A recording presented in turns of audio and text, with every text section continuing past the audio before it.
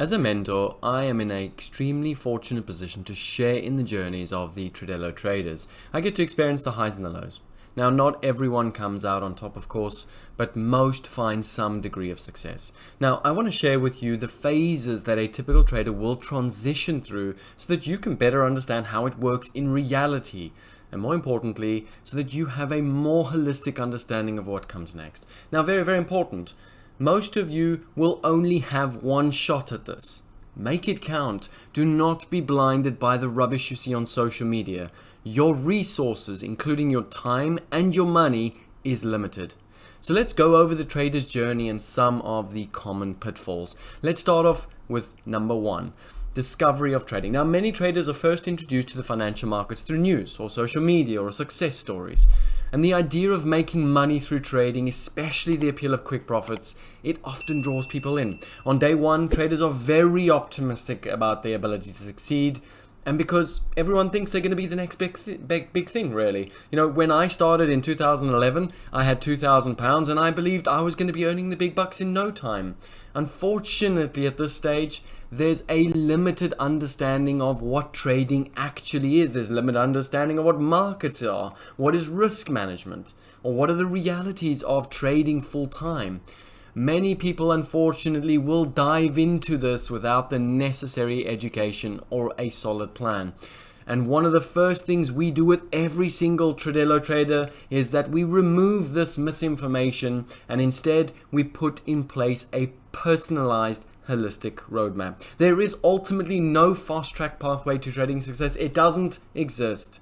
Trading is a skill pursuit that takes time to develop. Now that's phase one. In phase two, it's learning and education. So every one of our traders has now discovered trading. They've got a good foundational understanding of it. And then it's all about learning and education. So very early on, a trader is going to try different strategies, or they're going to follow advice that they've perhaps found online. And then in reality, what they realize is it doesn't work. They don't make any money. And so they recognize that education is essential. So they begin learning about fundamental analysis, technical analysis, trading strategy, market mechanics.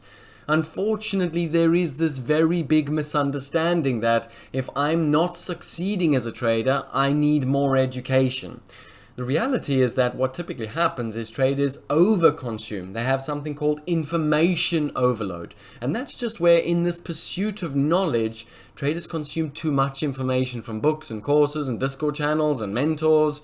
And the result is that traders struggle to filter the relevant information. They're not sure what's useful and what's noisy. Okay. Now, the number of times I've had a trader say to me, look, Brannigan, can you tell me, I've done this footprint course. I'm thinking of doing the profiling course and I want to do price ladder trading. I want to learn about central banks and fundamental analysis. Tell me, where should I begin? What order should I go in? At which point I say, hang on a sec.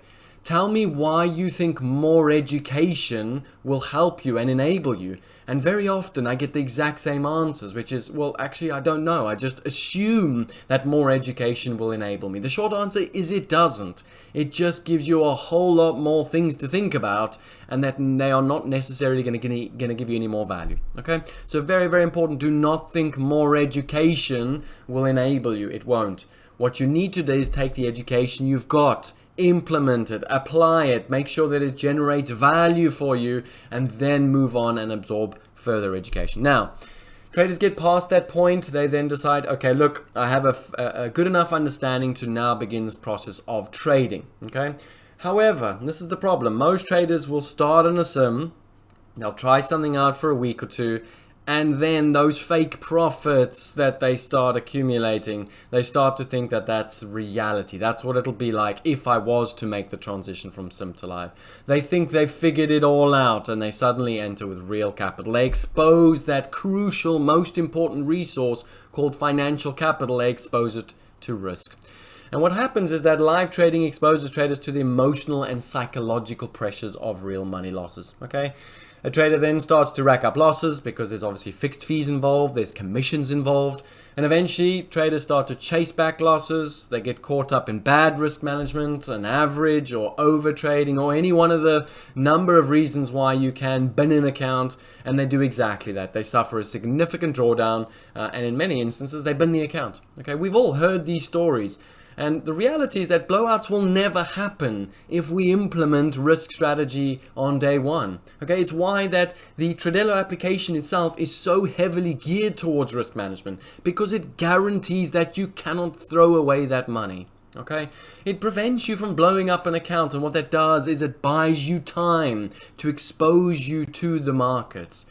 Now, unfortunately, and frustratingly, I just wish more traders would stop and communicate with the team at Tradelo before they move into that live contextual environment, because in reality there is a set of data that you can look at to determine when you are ready to go live, and I'll expose you to that data in phase number 5. Okay, but before we get to that phase, what typically happens ultimately is traders do get to this point now where it's persistence or quit. Okay, so they've had the drawdown, they're frustrated, they're not making any money, they're not going anywhere, they're starting to run out of time or money, and they now face the conundrum. Is it worth doing this anymore? I'm not making any money, my wife is giving me hell, why do this? Okay, I can make more money doing a 9-to-5 job. So most traders at this point give up. They quit, they walk on, they get on with their lives. Some will persist, some will stick around, some perhaps believe in the concept of refining a process to the point that it generates value. And those few, they move on to phase 5, which is the breakthrough. Okay, and typically the people that make it to this phase, they are persistent traders. They've developed a very clear, defined trading plan that'll outline their strategy, what their risk approach is, what are the rules for entering and exiting trades. Those are the kind of traders that will get to this point. Okay, because typically what they've experienced in a simulated environment is their account is still going down, but because they're managing risk, because they're managing the decisions, because there's logic behind what they're doing, they're only getting a shallow sort of drawdown in the equity curve, and they recognize that they're doing the right things, and as a result of doing the right things, they are starting to see some sort of traction in terms of where they're moving in terms of a trader. Okay, so like I said, in phase 5 they are typically traders that have got a very good understanding of what they're doing and why they're doing, and then they ultimately start leveraging sort of the power of compounding. Maybe they start to make a little bit of money, they start to increase their position sizes because of that confidence that comes through, and then suddenly we get that steepening equity curve. Okay, that is this breakout phase that we start to then move into.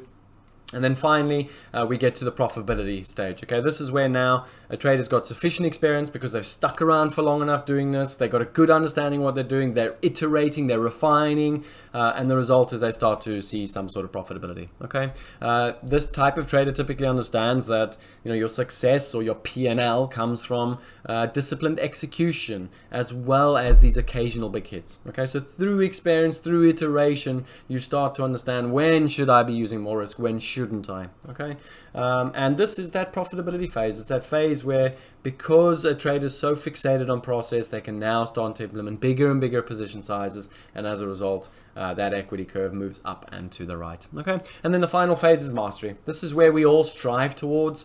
Ultimately, we will never stop learning as a trader. I've been doing this for 14 years now, and I still learn a thing every single day. Okay, and this is a very interesting process because for me as a trader, having done this for 14 years, I see so many young traders coming through, and I learn so much from them, not just from some of the ideas they have, some of the processes they implement, some of the ways they do things. So the point of this phase is that it's an ongoing phase. Okay, it's not a phase that we ever achieve.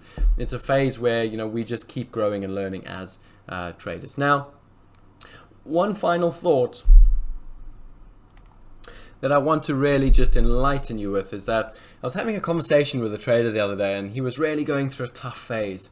And I said to him, you know what, one thing I want you to understand about this, and this is not something you'll understand in phase 1, 2, 3, 4, 5, 6. It's something that you'll understand when you're in this process of sort of trying to attain mastery. And I said to him, I want you to listen very carefully, because this will help you understand and overcome tough phases within a trading year. And I said to him, it's so crucial to understand that a year is typically made in a month. A month is typically made in a week, and a week is typically made in one good trade. And what I was trying to get across to him is that, very simply, is that there are going to be tough phases over the course of a trading year. But in reality, that's part of the journey of a trading year. you will, if you've done this for enough years and you look back at how you made money every single year, it's always a case of your year was made in a month, your month was made in a week, and a week is typically made in one good trade. Okay, and what this enables you to start to understand as a trader is that you never have to go chasing anything. You don't have to go and try and take on really, bad odd type trades. You just simply have to trust that markets move in cycles, and then at some point that year will be made because you had that one good month in a year. Now, to finish off, this is your journey. Okay, this is ultimately what you are going to follow. Like I said, many of you unfortunately won't get beyond phase 4 because you perhaps started the wrong way. Okay, it's so crucial to safeguard those resources on day 1. Make sure that you get to that phase 4 with as much resources as possible, including time and capital, because if you do, you'll have that capacity to persist and move beyond and hopefully make a career as a trader.